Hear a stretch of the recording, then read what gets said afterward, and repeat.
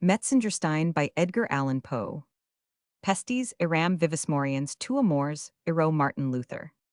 Horror and fatality have been stalking abroad in all ages. Why then give a date to this story? I have to tell, let it suffice to say, that at the period of which I speak, there existed in the interior of Hungary a settled although hidden belief in the doctrines of the metempsychosis of the doctrines themselves that is of their falsity or of their probability. I say nothing. I assert, however, that much of our incredulity, as La Brière says, of all our unhappiness vient de ni pouvoir, etres sules one. But there are some points in the Hungarian superstition, which were fast verging to absurdity. They've, Hungarians differed, very essentially from their Eastern authorities. For example, the soul, said the formeri, give the words of an acute and intelligent Parisian ni demura quan sul fois, dans, uncore sensible au restune cheval unchin, unham meme nest, quella resemblance plus tangible de ces animox. The families of Berlifitzing and Metzengerstein had been at variance for centuries. Never before were two houses so illustrious mutually embittered by hostility, so deadly. The origin of this enmity seems to be found in the words of an ancient prophecy: a lofty name shall have a fearful fall, when as the rider over his horse, the mortality of Metzengerstein shall triumph over the immortality of Berlifitzing. To be sure, the words themselves had little or no meaning, but more trivial causes have given rise, and that no long while ago consequences, equally eventful besides the estates, which were contiguous, had long exercised a rival influence in the affairs of a busy government. Moreover, near neighbors are seldom friends, and the inhabitants of the castle Berlifitzing might look from their lofty buttresses into the very windows of the palace Metzengerstein. Least of all had the more than feudal magnificence thus discovered a tendency to allay the irritable feelings of the less ancient and less wealthy Berlifitzings. What wonder, then, that the words, however silly, of that prediction should have succeeded in setting and keeping at variance two families already predisposed to quarrel by every instigation of hereditary jealousy. The prophecy seemed to implied anything of final triumph on the part of the already more powerful house, and was of course remembered with the more bitter animosity by the weaker and less influential. Wilhelm Count Berlifitzing, although loftily descended, was at the epoch of this narrative an infirm and doting old man remarkable for nothing but an inordinate and inveterate personal antipathy to the family of his rival, and so passionate a love of horses and of hunting that neither bodily infirmity, great age, nor mental incapacity prevented his daily participation in the dangers of the chase. Frederick Baron Metzengerstein was, on the other hand, not yet of age. His father, the minister G, died young. His mother, the Lady Mary, followed him quickly, after Frederick was at that time in his 15th year. In a city 15 years are no long period. A child may be still a child in his third lustrum, but in a wilderness so magnificent a wilderness as that old principality 15 years have a far deeper meaning. From some peculiar circumstances, attending the administration of his father, the young baron, at the decease of the former, entered immediately upon his vast possessions. Such estates were seldom held before by a nobleman of Hungary. His castles were without number. The chief, in point of splendor and extent, was the Chateau Metzengerstein. The boundary line of his dominions was never clearly defined, but his principal park embraced a circuit of 50 miles. Upon the succession of a proprietor, so young, with a character so well known, to a fortune so unparalleled, little speculation was afloat in regard to his probable course of conduct, and indeed for the space of 3 days the behavior of the heir outherited Herod, and fairly surpassed the expectations of his most enthusiastic admirers. Shameful, debaucheries, flagrant treacheries, and herdoff atrocitus gave his trembling vassals quickly to understand that no servile submission on their part, no punctilios of conscience on his own, were thenceforward to prove any security against the remorseless fangs of a petty Caligula. On the night of the 4th day, the stables of the castle Berlifitzing were discovered to be on fire, and the unanimous opinion of the neighborhood added the crime of the incendiary to the already hideous list of the baron's misdemeanors and enormities. But during the tumult occasioned by this occurrence, the young nobleman himself sat apparently buried in meditation, in a vast and desolate upper apartment of the family palace of Metzengerstein. The rich although faded tapestry hangings, which swung gloomily upon the walls, represented the shadowy and majestic forms of 1,000 illustrious ancestors, here richermond priests and pontifical dignitaries, familiarly seated with the autocrat, and the sovereign put a veto on the wishes of a temporal king, or restrained with the fiat of papal supremacy, the rebellious scepter of the archenemy there. The dark tall statures of the princes Metzengerstein, their muscular warcoursers, plunging over the carcasses of fallen foe startled, the steadiest nerves with their vigorous expression. And here again the voluptuous and swan-like figures of the dames of days gone by floated away in the mazes of an unreal dance to the strains of imaginary melody. But as the Baron listened, or affected to listen to the gradually increasing uproar in the stables of Berlifitzingr, perhaps pondered upon some more novel, some more decided act of audacity, his eyes became unwittingly riveted to the figure of an enormous and unnaturally colored horse represented in the tapestry as belonging to a Saracen ancestor of the family of his rival. The horse itself in the foreground of the design stood motionless and statuette-like while, farther back its discomfited rider perished by the dagger of a Metzengerstein. On Frederick's lip arose a fiendish expression as he became aware of the direction which his glance had without his consciousness assumed, yet he did not remove it. On the contrary, he could, by no means, account for the overwhelming anxiety which appeared falling like a pall upon his senses. It was with difficulty that he reconciled his dreamy and incoherent feelings. With the certainty of being awake, the longer he gazed, the more absorbing became the spell, the more impossible did it appear that he could ever withdraw his glance from the fascination of that tapestry. But the tumult, without becoming suddenly more violent with a compulsory exertion, he diverted his attention to the glare of ruddy light thrown full by the flaming stables upon the windows of the apartment. The action, however, was but momentary. His gaze returned mechanically to the wall. To his extreme horror and astonishment, the head of the gigantic steed had in the meantime altered its position. The neck of the animal, before arched, as if in compassion over the prostrate body of its lord, was now extended at full length in the direction of the Baron. The eyes, before invisible, now wore an energetic and human expression, while they gleamed with a fiery and unusual red, and the distended lips of the apparently enraged horse left in full view his gigantic and disgusting teeth. Stupefied with terror, the young nobleman tottered to the door. As he threw it open, a flash of red light streaming far into the chamber flung his shadow with a clear outline against the quivering tapestry, and he shuddered to perceive that shadow as he staggered a while upon the threshold, assuming the exact position and precisely filling up the contour of the relentless and triumphant murderer of the Saracen Berlifitzing. To lighten the depression of his spirits, the Baron hurried into the open air. At the principal gate of the palace, he encountered 3 equerries. With much difficulty, and at the imminent peril of their lives, they were restraining the convulsive plunges of a gigantic and fear-colored horse. "Whose horse? Where did you get him?" demanded the youth in a querulous and husky tone of voice, as he became instantly aware that the mysterious steed in the tapestried chamber was the very counterpart of the furious animal before his eyes. "He is your own property, sire," replied one of the equerries. "At least, he is claimed by no other owner. We caught him flying, all smoking and foaming with rage, from the burning stables of the castle Berlifitzing.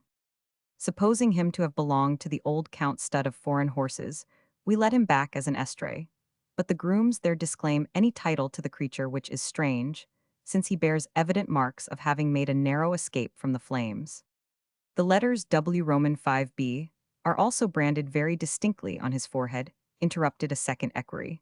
"I suppose them, of course, to be the initials of Wilhelm von Berlifitzing, but all at the castle are positive in denying any knowledge of the horse." "Extremely singular," said the young Baron with a musing air, and apparently unconscious of the meaning of his words. "He is, as you say, a remarkable horse, a prodigious horse. Although, as you very justly observe, of a suspicious and untractable character. Let him be mine, however," he added, after a pause. "Perhaps a rider like Frederick of Metzengerstein may tame even the devil from the stables of Berlifitzing." "You are mistaken, my lord. The horse, as I think we mentioned, is not from the stables of the count.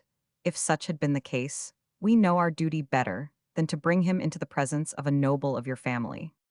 "True," observed the Baron dryly, and at that instant a page of the bedchamber came from the palace with a heightened color and a precipitate step. He whispered into his master's ear an account of the sudden disappearance of a small portion of the tapestry, in an apartment which he designated, entering at the same time into particulars of a minute and circumstantial character. But from the low tone of voice in which these latter were communicated, nothing escaped to gratify the excited curiosity of the equerries. The young Frederick, during the conference, seemed agitated by a variety of emotions. He soon, however, recovered his composure, and an expression of determined malignancy settled upon his countenance as he gave peremptory orders that a certain chamber should be immediately locked up, and the key placed in his own possession. "Have you heard of the unhappy death of the old hunter Berlifitzing?"